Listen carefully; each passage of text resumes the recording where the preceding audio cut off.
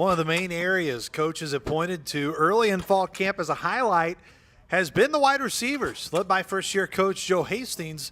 And at this point, Coach Hastings is encouraged by what he sees each and every day. I think the thing that stands out to you most is the work ethic. You know, they all want to be good. They push each other.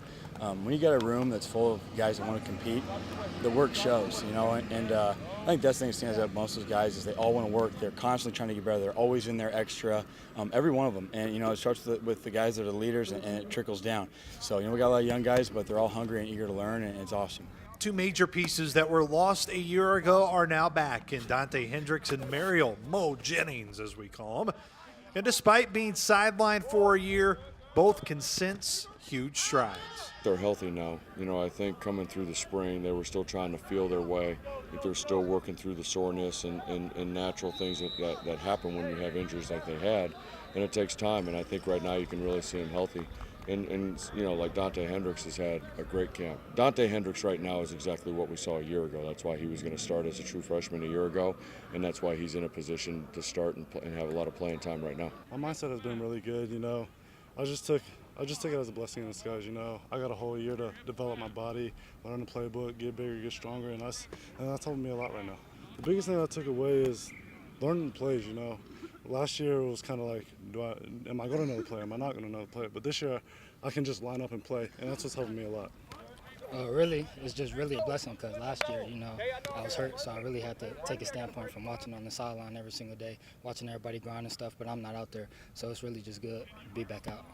Out of the 148 total receptions a year ago for the Sycamores, only 15 of them return, and 8 of them accounted towards Michael Thomas.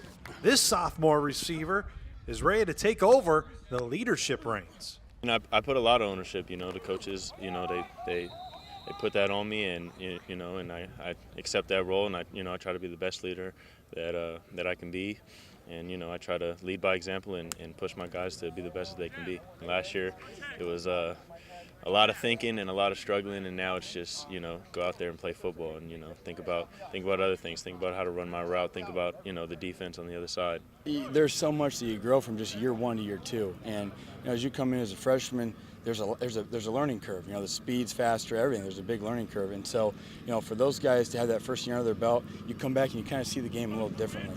And I think that's kind of the trick for the other guys now. Can we speed that process up? You know, I think having those two guys who just went through it last year, they're really helping with that process. They're helping the young guys, and you know, honestly, it's a very close room. They all take care of each other, but at the end of the day, they're all competing, and that brings out the best. That's really awesome. When you think speedster, well, the translation of speedster is Rontrez Morgan. Just like his teammate Michael Thomas, simply a year of experience has played a big factor in Morgan's improvement. Last year, it was a struggle because, you know, we really didn't have that experience last year, but this year we're much more comfortable and much more faster. It makes a lot of things much simpler because, you know, the playbook is much faster. You know, the playbook is easier, and then, you know, if we know the playbook, it makes us fly faster on the field. Not to mention, this group knows the narrative on offense has to change from being a stagnant offense to being explosive. We have a lot of chips on our shoulders, and you could tell in the summer workouts, we all push each other. Offense push each other, defense push each other, and we're all just coming together, and we're trying to form that one goal. We want to win every single day, every week. You know, we just try to push yourself in practice, in the meeting rooms and whatnot. And they've shown the opportunity to make the big plays by, I think, being more consistent.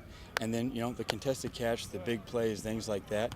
You know, that's a gash for a defense. And those plays, those big, you know, those big hitting plays, those are huge. So I think we got to get more consistent on hitting those big gash plays and helping our offense out and keeping our defense off the field. I mean, you can't put enough emphasis on anybody that's going to have a chance to get the ball, because we are going to see man coverage. I mean, that's the nature of our offense. That's what it brings. That's what it calls for, and we're working against it every day, and it's great. So it's going to be huge. We've got to win one-on-one matchups and go make a play. For continuing coverage on Sycamore football, there is nowhere else you need to go. Stay right here at GoSycamores.com.